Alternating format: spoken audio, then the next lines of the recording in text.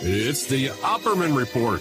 Join digital forensic investigator and PI Ed Opperman for an in-depth discussion of conspiracy theories, strategy of New World Order resistance, high-profile court cases in the news, and interviews with expert guests and authors on these topics and more. It's the Opperman Report. And now, here is investigator Ed Opperman. Okay, welcome to the Opperman Report. I'm your host, private investigator Ed Opperman. You can find me at Opperman Investigations and Digital Forensic Consulting, either through my website, emailrevealer.com, or you can email me at oppermaninvestigations@gmail.com. We had a guest on earlier this week named, what's his name? Potiphar's wife. Kirian Tapsell wrote this book called Potiphar's Wife, The Vatican Secret and Child Sexual Abuse. And out of that came our guest today, who is named Jules McGool. And she runs this website called PontificalSecret.com, which is covering pretty much the same topics. Ms. Jules McGool, are you there? Yes, I am, Ed. Thank you for having me. So, yeah, it's been a pleasure so far. We've been chatting off the air. You seem like a delightful woman. Tell us about yourself. No, I'm serious. I'm really enjoying this already. Tell us about yourself. Who is Jules McGool? Jules McGool is, I am Julie Cameron. Jules McGool is a registered trademark in the United States of America and Australia, and came about when I wanted to start an online vintage store. But when I had that website, some things have happened. My mum had a fall, and I'm caring for her, and then we've had the pandemic, and I then decided to have another website instead, and that is pontificalsecret.com. And the reason for pontificalsecret.com is my interest in the issues around clerical child sexual abuse. But I guess, who is Julie Cameron? Julie Cameron is an angry, baptised, non-practicing Catholic, and I am no longer a Catholic. I don't identify as a Catholic, but I come from the most beautiful family, wonderful family of Catholics. My mother is a Catholic, practicing Catholic, and she's a beautiful woman of faith. I have members in my family who are still practicing Catholics, and I guess to thank you for having me to talk today is a helpful way to explain where I sit in terms of the issues around clerical child sexual abuse and how I juggle my relationships with people, my family, friends, other people who are still my friends who are Catholic, and to explain too that I am not anti-Catholic. In fact, I wouldn't be here if it wasn't for my mother's faith. My parents had 6 children. I'm number 5, and when she went to the doctor and learnt that she was having me, the doctor offered her an abortion. And of course, my mother was never going to have an abortion. That was just not in her head at all. But by the same token, her story and the way she tells it to me, this is my birth story or my, conception story, is that she says that she came out of that doctor's surgery. She was crying. It was raining. There was a truck coming down the street, and she wanted to throw herself under it. I mean, that's the level of stress and whatever that learning that child number 5, like 6 children, mum and dad had 6 children under the age of 8 and no multiple births. And so, I try and tell that story just so that people can understand. On some level, I feel as though, well, you know what, quite possibly in another family or under different circumstances, I may not be here. Well, we're very happy to have you here. We got lucky number 5. We got lucky. Okay. Now, Miss Cameron, off the air, I was asking you if there was anything you wanted to promote, and you right away you said there was a film about Richard Sipe called Sipe, Sex, and the Priesthood that can be found at the Salem Film Festival website. They can download it for free until March 4th. What is the film about? I'm so sorry, Ed. I'm so sorry. You don't download it for free, and it's Sipe, Sex, Lies, and the Priesthood. It's a video on demand from here in Australia. I was charged $10 US, and I had access to it for 48 hours. And yes, it is Richard Sipe, passed away a couple of years ago now, and they have just released a movie about him. And the reason I bring him up is because Kieran Tapsell's book, Potiphar's Wife, Kieran references some of the work of Richard Sipe in his book, and he's an extremely important figure in bringing attention to the crisis of clergy sex abuse in the Catholic Church. But yes, it's $10 US to access. Gotcha. Okay, which is still a drop in the bucket for a great film. Now, on your website, the pontificalsecrets.com, what would we find there if we go to this website, pontificalsecret.com? What would we find there? Well, the aim of it, first off, I think one of the reasons that I put it there is so that you can go directly to a document, which Kieran Tapsell did reference the other day, and that is the instruction, the confidential instruction. The one I have in front of me is dated 1962, but I believe it was originally issued in 1922, and this is a reissue, and that's the document that is marked confidential. Says, from the Supreme and Holy Congregation of the Holy Office. It's an instruction on the manner of proceeding in cases of solicitation. Now, this document, you and I and anybody else who looks at it was never supposed to see it. We can thank an American by the name of Stanley P. Staney for putting it on the internet, and I think it ended up on the internet around about 2003, so about a year after the Boston Globe 2002 revelation. So if it wasn't, Kieran, the other day when I listened to your podcast, he mentioned Kieran, but he didn't mention him by name, and I think it's really, really important that Timothy P. Staney is recognised for allowing us to look at this document. Now, let me ask you, one of the main reasons. Jules, what is that made you become interested in this topic of sexual abuse in the Catholic Church? Yes. What is it that made you? Sorry, what did you say?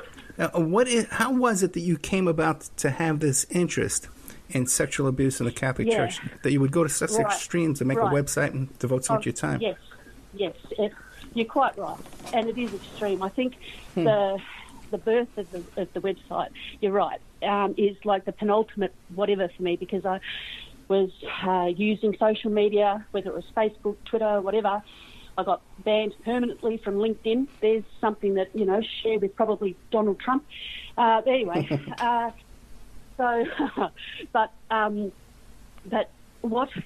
Well, I guess a lot was around the Australian Royal Commission into child sexual abuse, and also George Pell, the George Pell trial, which I attended. I was there in just metres away from George Pell when the jury handed down their verdict of 5 guilty verdicts. But how did it all start? Where did the path start? I guess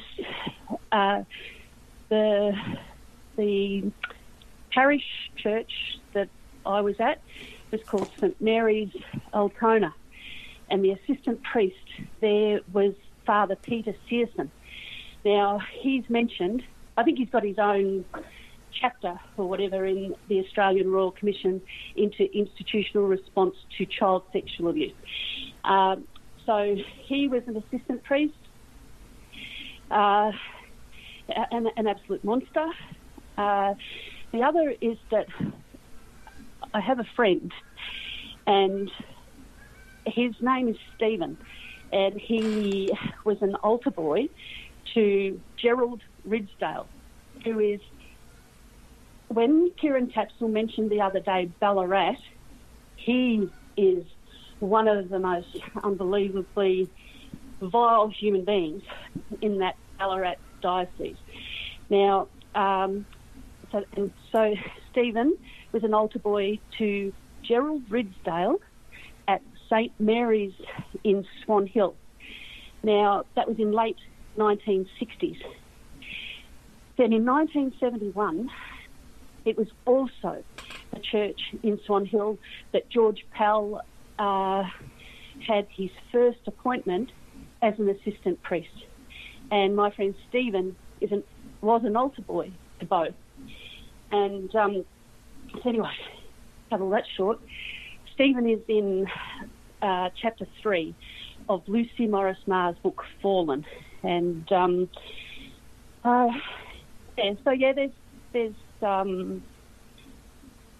there's a lot behind my desire for the Catholic Church to be held accountable and for them to be transparent and for them to change their laws.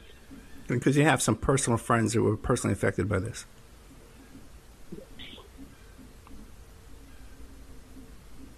I said because you have some personal friends that were directly affected by this. Yes. Right. Now, you mentioned Cardinal Pell. Now, yes. His name first came up to me when a member of the Trump administration had taken a trip, and he met with Cardinal Pell when these allegations were about Pell. Then it turned out that Pell actually was hosted the whole trip there and was the guide and the whole. It was the focus of this visit from the Trump administration. But then when the charges came up, because of the Australian legal system, they're not allowed to report on ongoing allegations during court trials. Is that correct? Yeah, it's a bizarre. Right. Yeah, exactly. Very unusual for Americans to even understand that. Yeah. Yes, I do, and I understand that. But what it was because there was another trial, and there were two trials. The first trial, it was known as the cathedral trial. So they separated charges, and they had charges that were related to what they called the first trial was the cathedral trial. But then there was what was known as the swimmers trial. And the whole purpose, from what I can understand, the suppression order put in by Judge Peter Kidd was in order for Pell to be given a fair trial. So in other words, if they were to report on the outcome of the first trial, that it could influence the outcome of the second trial. But what happened was the second trial fell over. And so once it fell over, they lifted the suppression order. So when I was in court, sorry. Yeah, tell us, what were the allegations against Cardinal Pell and what were the ultimate charges against him? I don't have them in front of me, so I wouldn't want to talk about them without getting them right. Gotcha. But at the time, anybody who was attending court, or the journalists or the whatever, the suppression order said they were only allowed to refer to the charges as historical abuse. I don't know. And so, I think I probably won't talk about things that aren't in my head properly. Okay. Is that okay, Ed? Yes? That's perfectly fine. One of the things I know that was heavy on your heart was about this painting of Angelina Cayenne. Can you tell us about that? Oh, fabulous. And I don't know how to say her name, and I don't even know whether her name is actually Angela or Angelina. And I don't even know whether her family know what her correct first name is. But, the painting, I took the painting to the Pell trial. And but when I did that, I didn't know the name of it. I didn't know anything about it. It was on my wall with glass, and it had fallen off the wall because the heat in Australia is so bad. Anyway, so it fell off the wall, the glass broke, and it was there, and it was a spur-of-the-moment decision. When I was leaving for the magistrate's court, at the very first day of Pal appearing in court, which would later result in Magistrate Wallington saying, yes, you are going to stand trial, I took the print, and it's a big print. It's a massive print. And so when I was standing in line with everybody to go into the courtroom, they actually confiscated it. I wasn't allowed to take it in. And journalists said to me, what's the name of the painting? And later, when I went home, I thought, well, you're an idiot. You don't even know what it's called. What are you doing? That's just dumb. I mean, so dumb. And I think I told them I thought it was Madonna and Child. That's just what I thought it was. So it was only later that that I researched, and I found out that it's the painting is called Madonnina, and it's by Roberto Ferruzzi. And he saw this girl, Angelina Cian, I don't know how to say it, or, Cian, and she was holding her infant brother Giovanni and holding him close and protecting him from the cold. And he went to Angelina's mother and asked, can I paint her? And apparently at the time, this is in the 1890s, it was very unusual for the mother to allow her daughter to be painted. But anyway, he did. And he entered the painting in the 1897 Venice Biennale, and it won. And it was so popular. The image was just so beautiful and so popular that the Catholics commandeered it. They added a halo, and it's since appeared on stamps. It's on Christmas cards. It's just out there everywhere you look. I find it. I see it, and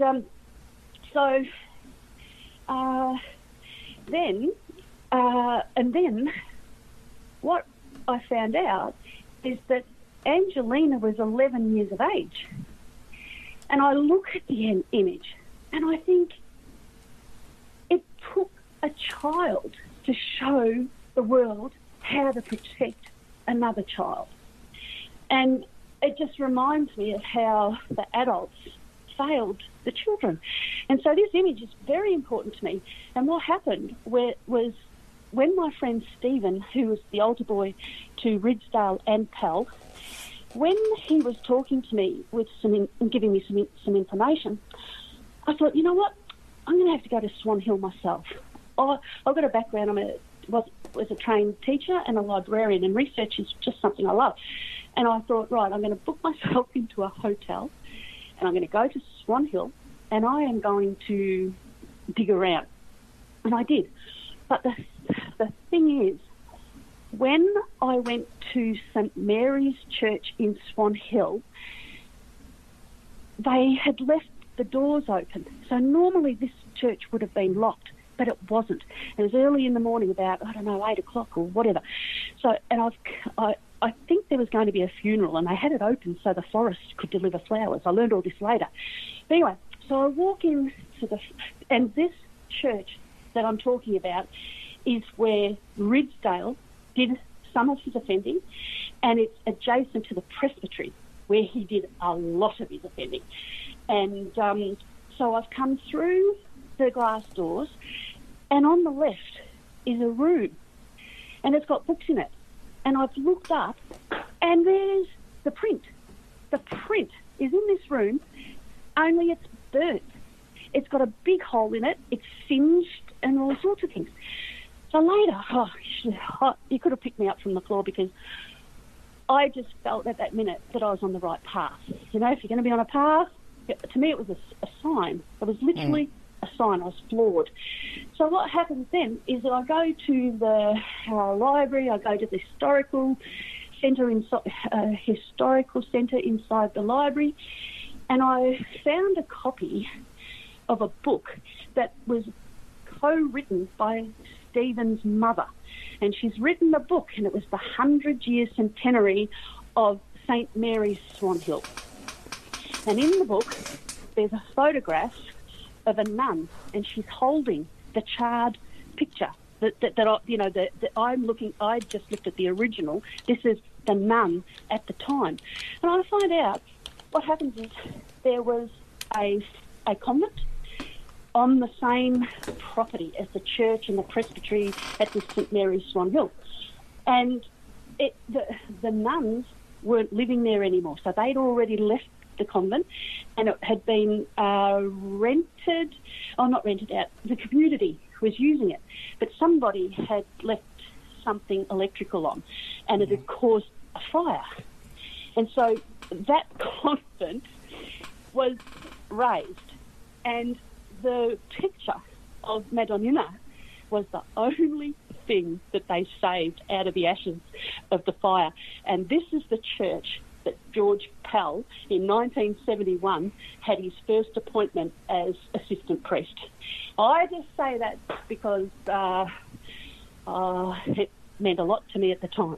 So that is fascinating because it comes full circle because you brought that actual painting, or a copy of the painting to the trial there. I wonder if George Pell recognized the painting if he would have seen you standing out there in line without a heart attack.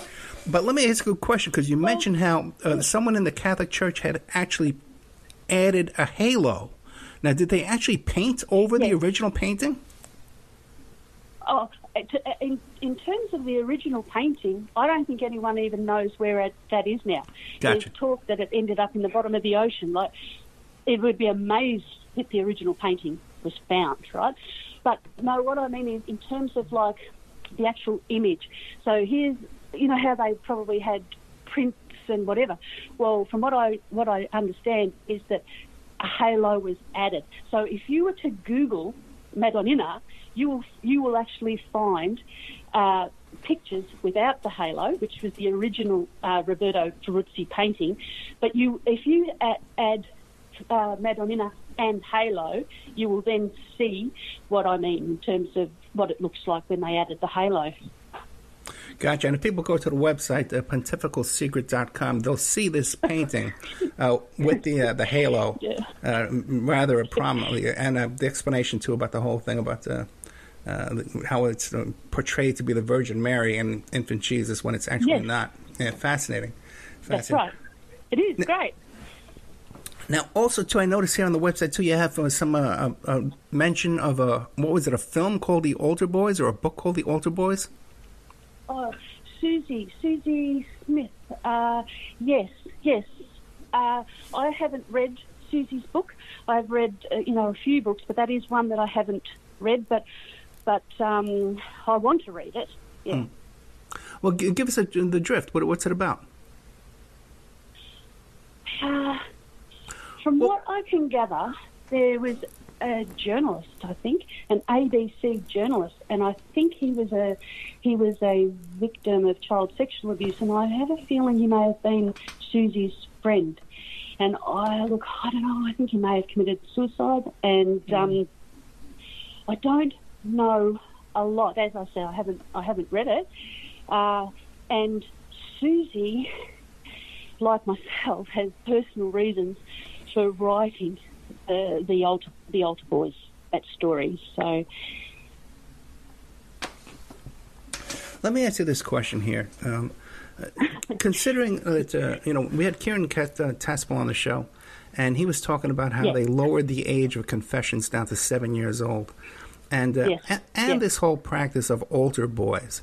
Considering now that we have, there's so much focus. When you hear Catholic Church, really, this is the first thing you think about, is these abuses going on, the systemic abuses. Wouldn't it be, wouldn't it seem logical that they would increase the age of the first confessional back maybe to 12, 15 years old? And this practice of altar boys, they could have altar men, grown men up there, or helping, or women helping, instead of boys, little boys. Wouldn't that be a wise practice to end those two?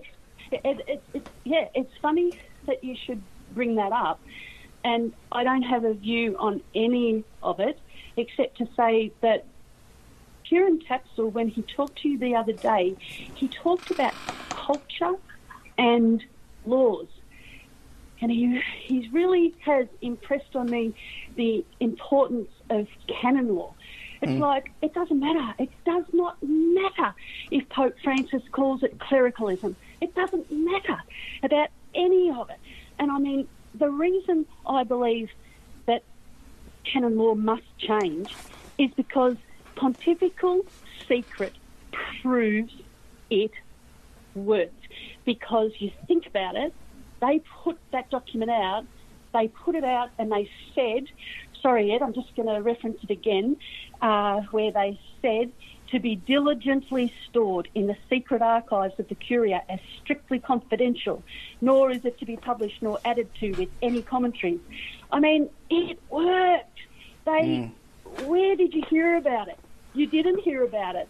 They were under threat of excommunication. It's like, it was only on Pope Francis' 83rd birthday when he lifted Pontifical Secret in regard to matters relating to child sexual abuse.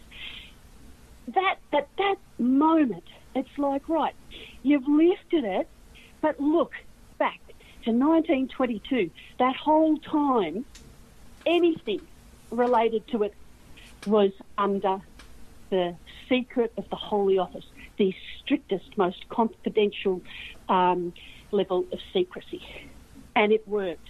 So if that works, then Pope Francis, get your pen out, start writing canon laws that absolutely make change to the point that no child will ever be at risk in the Catholic community. Yeah, get your pen out and do it now. And some immediate changes would be to raise the age of the confessional, would be one, and this altar boy situation, raise the age of that too, to 18 years old, let's say. What's wrong with that? You know? But anyway, go ahead. Yes, that's right. No, sorry, I actually don't know enough about those sorts of things, but I just know that I'm following quite a lot that's going on in the United States in regards to the shifting of assets, the declaring Chapter 11 bankruptcy, the things when you get legislators trying to put laws through in America to increase look-back windows, or when they're saying, okay, they're hearing about child sexual abuse in the confessional, but guess what? We're going to keep them under clergy privilege. We're not mandating that they have to report. It's like, no. Okay, make it canon law. You have to do this, Pope Francis, because you're the only one at the moment who can. And so I'm rambling a bit. No, that's fine. But you know, Jules. no, you're fine. One of the things that's always struck me is if you have a local, because I grew up in the Bronx and I went to Catholic grammar school, and so I'm very familiar with the culture of there was a convent there, and there was a priest there, and we had a school. Right. Yep. And now when we're talking to Mr. Caspel, you talk about they even have hospitals. They got their own hospitals. They got a little bit of everything going on. They have their own radio stations. They have an iHeart Radio thing. Right. That's right. Now the thing is, though, if there's a scandal in a local church with a local priest, and it just turns out that local priest and the Monsignor at that local parish there have been hearing the confessions of, let's say, the local police chief or the local prosecutor or the local sergeant on the beat down there who maybe can prevent the case from going to a detective, that seems to be a lot of, if they're confessing to that priest and that priest has some information on them, maybe something they cheated on their wife or something, or other crimes similar to the ones that they're being charged with. It seems to be rife for abuse there. You're describing a viper's nest. Yeah. Yep. Yeah. Put a lot of faith in these people. Now, Ms. Cameron, you wanted to tell us about how all your devotion and your passion for your work here in protecting children in this from abuse in the Catholic Church, how it's affected your relationship with your family. Thanks, Ed.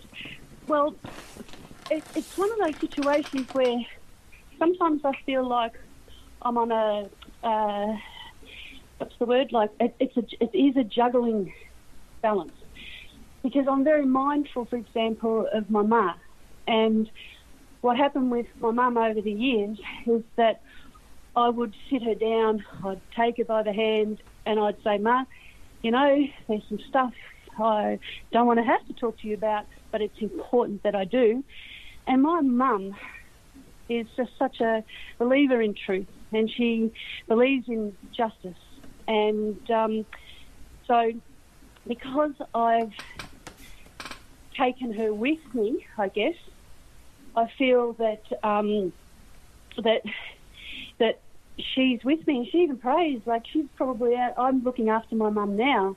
She's probably in her room now praying that I get through this interview. She's just a beautiful lady. And but what happened, and what I would really dearly love to tell you, is that a man by the name of Gerard O'Connell, who's a Vatican journalist, he contacted me because of Madonnina, which is also known as Madonna of the Streets, the painting that we've been talking about.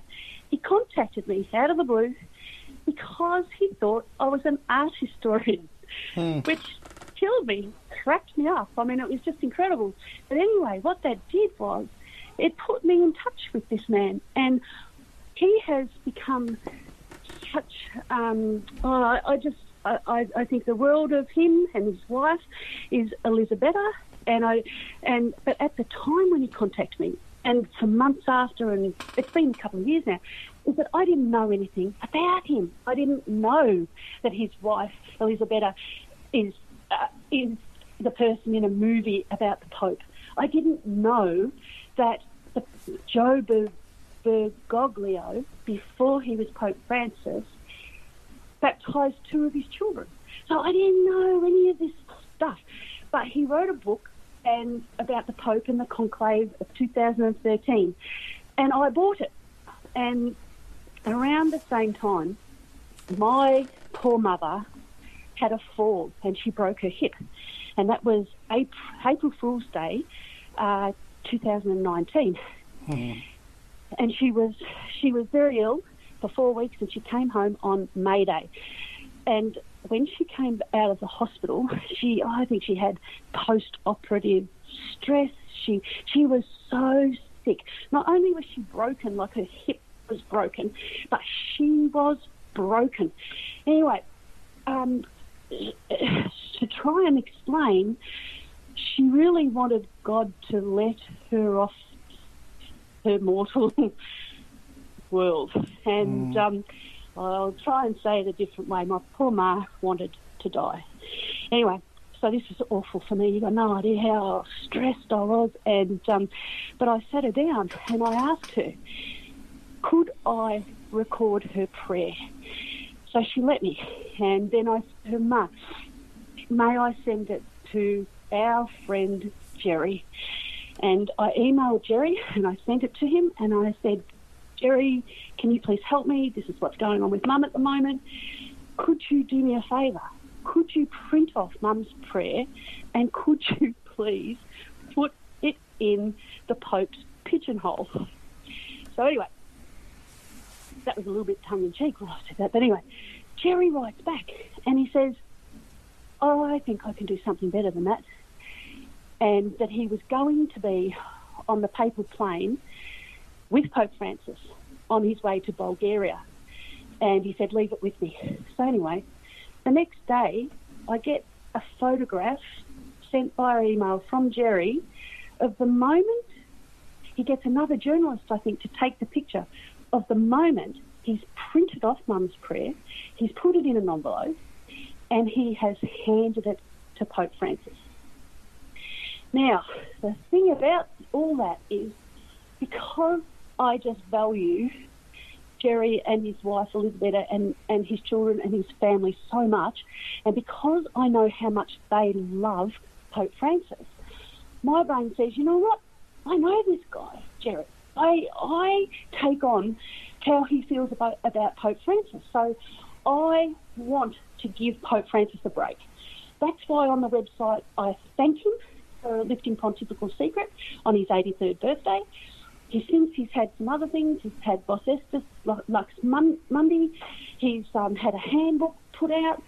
But the thing is, I'm very ambivalent about Pope Francis, because when the High Court of Australia overturned the jury verdict in regard to George Pell, that day after it was announced, Pope Francis made some comment, or he put it out there about false accusations. Now, Pope Francis never ever listened or heard Witness J's evidence. I just felt it was the most awful, shocking thing to do, and disrespectful of all the people, the child sexual abuse victims and survivors, and especially in Australia, and not just the rest of the world. And so it made me really angry. And I did write to Jerry at the time and just say, you know what, that was wrong. It was wrong. Pope Francis really dropped the ball when he did that. And so, yeah, it's hard. It's hard. You got people who support Pope Francis and what he's doing, and largely I do, but not in entirety. He's got to do more, and he has got to move along the changes to canon law. He has to. He's got to stitch it up. He's got to make it so that there is not a loophole. There's no plug that isn't, he needs to plug all the laws.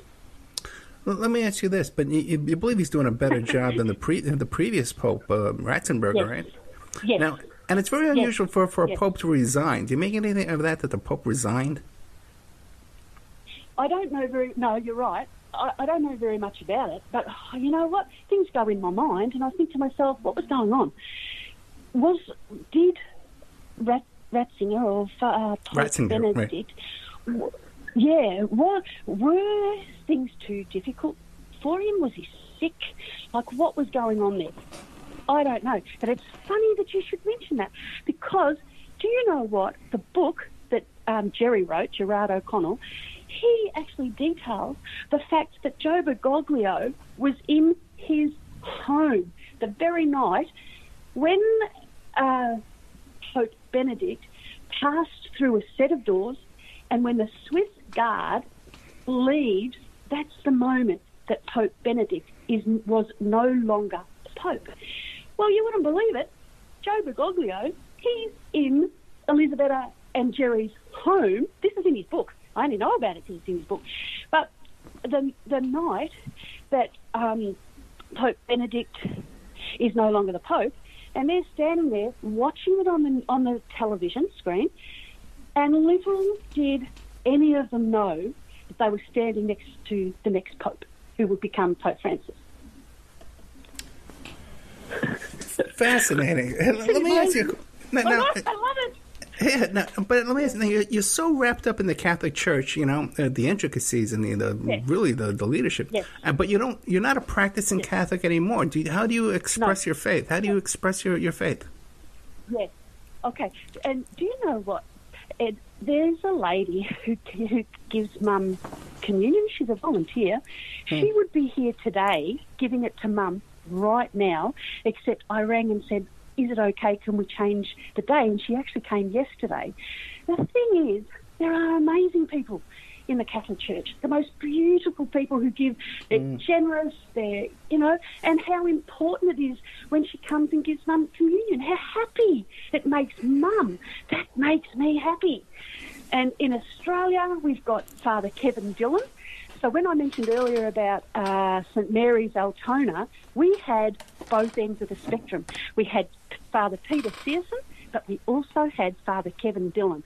And Father Kevin Dillon launched the Lifeboat Foundation, which is a foundation to help the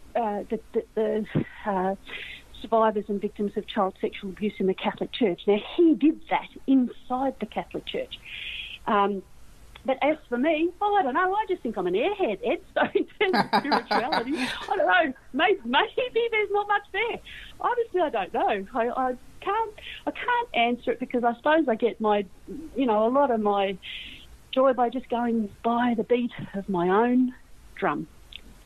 But you don't have a church membership in any kind of church or fellowship or body of Christ? Nope. No? Nope. And do you miss it? Nope. No. You don't? No. Oh, can I tell you what happened when I left the church? We have what time. made me leave the church? Have we got time? You sure? We do, yeah. Sure 6 minutes. Yeah. Okay, it's quick. How many? No, we have about Sorry, 6 yeah? minutes. How many? Six. Okay, gotcha. Right. Well, what happened was I actually taught in a Catholic school. That my first appointment was a teacher librarian in a Catholic school. I was a practicing Catholic. I was married in a Catholic church. And then, after I was married, so I was in my mid-20s, a priest turned up at my home. I lived in a tin shed. He came in and he spoke disparagingly about Aboriginal and Torres Strait Islanders. And when he left, I couldn't believe it.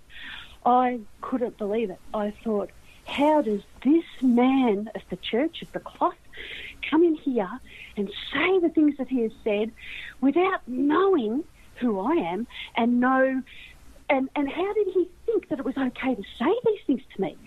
What made him think that it was okay? Anyway, when I shut that door, that was the moment that I made a decision that I was no longer a member of the Catholic Church. And I just stepped away, and I've never looked back, ever, not once. And you said at the time you were living in a tin shed? Yep. We had a... yeah, I did, I was. How old were you? It was a property, I was in my early 20s. It was my husband and I at the time, I'm not married now, we bought a 6-acre property and we built, he built a shed with my help, and anyway,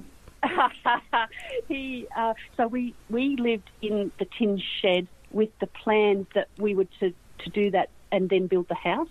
Sure. And back in the day, I mean, the laws weren't like they are today, like you'd never get away with it today. And but I used to think it was like a tin shed that could have been on the front cover of Shed Beautiful. I mean, it now, what about with... Yeah. Did your tin shed have running water and plumbing and electricity? Well, I had. Yep, we had. Well, no, not in that way. So yeah, I don't know how Brendan did it, but there was a shower, there was a bath, there was water to the sink. Yep, we had all that. The toilet was outside. That was a little bit tricky, but that wasn't connected. But yeah, that. Right, I can't think why I'm even thinking about it. So, yeah.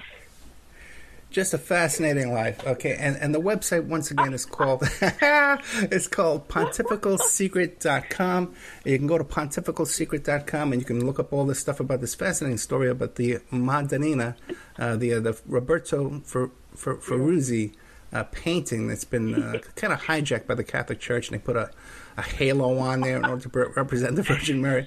Fascinating story there. A lot of references to Kieran Tapsel's book, The Pontifical Secret Over Child Sexual Abuse. A lot of content on there too, and much content. All stuff about the apostolic letter, about the like I said, the altar boys. And once again, we want to plug this film that you can check out called Sipe, Sex, Lies, and the Priesthood. It's about Richard Sipe, and you can find it at the Salem Film Festival website, and it's about $10 to download that and watch that for a couple of days. Before we go, do you want to leave us with anything? Yeah, sure. Could I also please mention a PhD research through Queensland University of Technology done by Dr. Sally Moitian.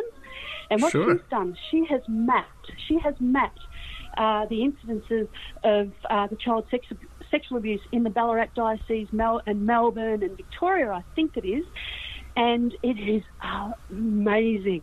And the concept of it needs to be global. It needs to go right across the world, because when you see how they shifted and where they shifted, and for example, Peter Searson, the priest who was in my parish, he ended up at a place called Doveton Parish, and it was a dumping ground. And do you know what? For all their secrets, for all their pontifical secret, you can't hide this data, and it is speaking volumes. Jules Cameron, also known as Jules McGool. One more time, you can find her at the Twitter there, but also to check out her website, pontificalsecret.com. Ms. Cameron, your passion just pours through the microphone here. I can't thank you enough for your contributions today. And if something new comes up, just give us a call. We'll put you right back on the air, okay? Ed, thank you. Really has been a pleasure. Good night.